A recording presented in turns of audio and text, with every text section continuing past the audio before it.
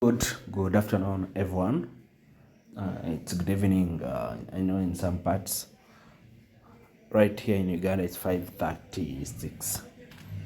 So I wanted to share something. We had CPI on AUD. Remember, Australian economy is very important for us as traders. So we had CPI at 3:30, not PM, no. You can say at 3:30 in the night. It was 3:30 a.m. Oh, of course it's always morning, but we are sleeping at that time. So we had CPI on AUD. Let's look at the monthly.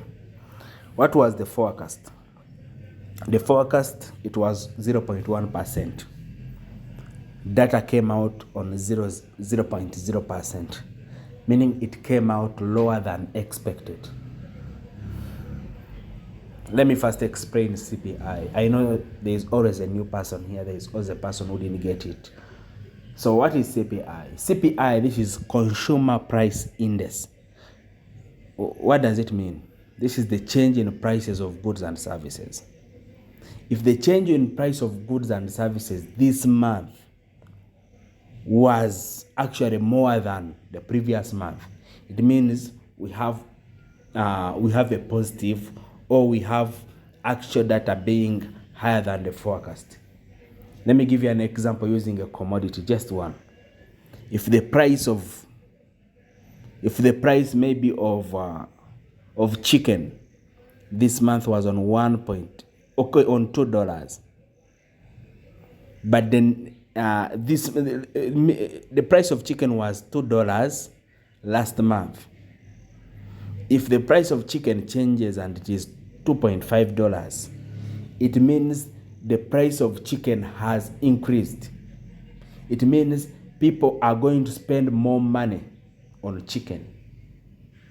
That creates inflation. Now I'm using an example of just chicken, but this cuts across. You find the price of fuel, you find the price of the entire grocery, you find the water bills, all those things that people spend money on.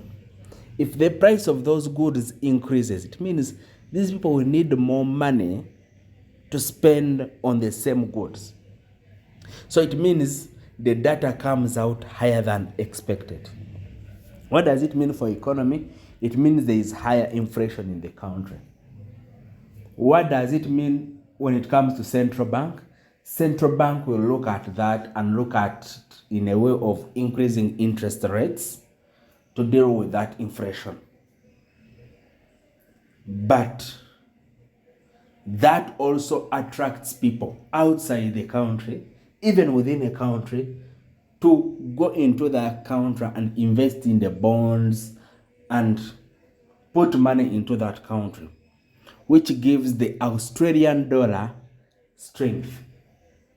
Meaning Australian dollar is strong when the central bank increases interest rates. Let me give you an example. Suppose there is a rich man in South Africa. He looks at Australia has increased interest rates. It means if he locks his money into Australian dollar or into the bonds in Australia, he's going to get more interests on his money, meaning this person will invest money into Australia. This is what gives Australian dollar the power. So every time you see a signal of a central bank increasing interest rates, people run to that economy. I know people are spending more money on goods and services locally, but the currency is gaining strength. In this case, the Australian dollar is gaining strength. But in this case, data came out lower than expected. Meaning, if the price of chicken the other month, it was $2, this month it was $1.7, meaning the prices of goods and services has gone down. People are going to spend less money on these goods and services. It means the central bank will bring down the rates. Those people from other countries who are invested in Australian dollar, they will take back their money. Even locally, people will just, okay, They will take their money from the economy, from the central bank. Remember, in terms of bonds. So that makes the Australian dollar weak. So in this case, that's what happens. On the month, when we're talking about the month, we are looking at, this is the data for last month, not this month. This is data for Feb. So in Feb, the CPI data came out lower than expected. That is for a month. You know that only causes a volatility for just a few minutes. But what dictates the trend? After all that drama, what dictates the trend where the market is going to go? It is the CPI for a year. CPI for a year, both these two. You can look at it. Forecast was 3.8%. It came out 3.7%. When we talk about CPI for a year, remember, this is data for last month. So we are looking at Feb 2025, last year, comparing it with Feb 2026.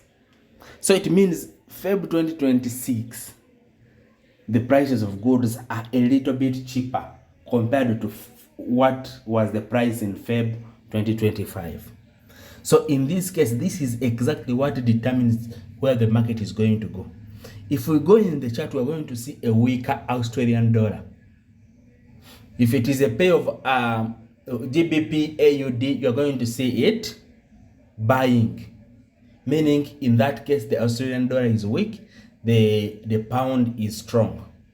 Then if you are looking at a pair like AUD USD, we are looking at AUD USD selling. Meaning, generally, we are looking at a weak AUD. Let's go on the chart and see what happened. Okay, let's go on the chart now and see what happened. So the moment you understand these things, I know they may not be easy. Why? Because most retail traders don't understand these things at all. That's why they lose money today, tomorrow they keep losing the money. I want to show you something.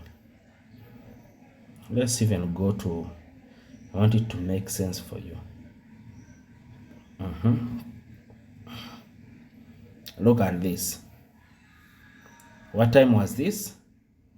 This was at 3:30, meaning this is the time of the news. Immediately after that, I told you that the trend is going to show a weak Australian dollar. This pair is called AUD USD. Look at how the market went down to a level of giving 5.3R.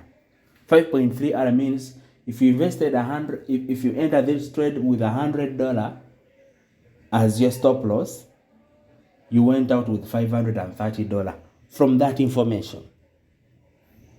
Let's look at, this is it.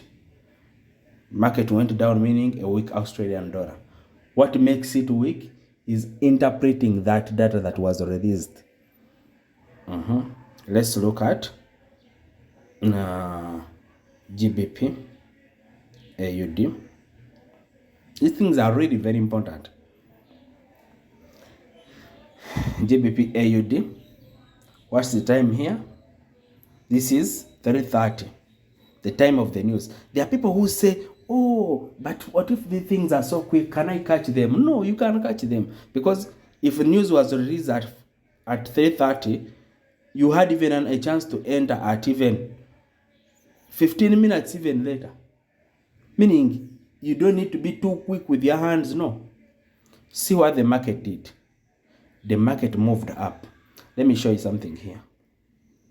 After the news was released, all that noise, suppose you entered from here. Suppose you took an entry from here. You took an entry from just here.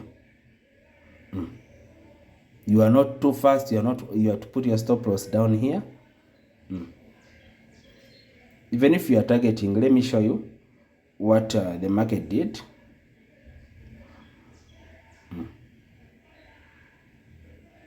A clear 5R, that is enough already. That's a lot already. Even a 3R can be enough. Just 3R. But look at 5R from just that. Let's look at the last one, AUD JPY. AUD JPY expected to have sold. Let's look at today at around,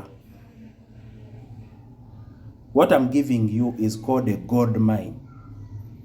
Those who want to learn from me, who want to be a student to learn these things, I teach you how to trade. And if you're not a profitable trader, I teach you how to be profitable by not trading blindly with just charts. Look at it. This candle that you see that moved up and down here now, right now here, that was at 3:30. You don't want to enter during that noise. You entered later. Let's assume you entered later. You looked at the data and you said, I'm entering later on. You know, sometimes it feels like just trading without knowing these fundamentals, it doesn't make sense at all. Let's say you entered later, even you entered from here. You put your stop loss just here above, not even cross, very far.